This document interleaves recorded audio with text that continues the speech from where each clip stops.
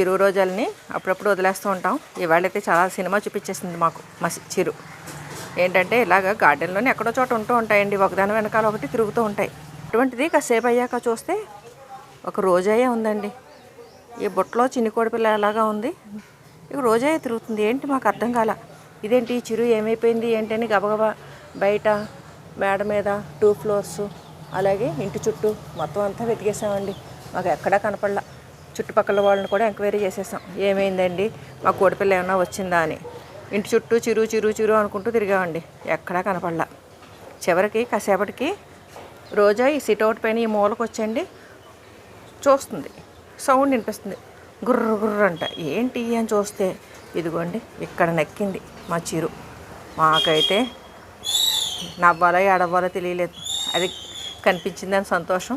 ఇంత టెన్షన్ పడి మొత్తం గార్డెన్ అంతా వెతికేసాం.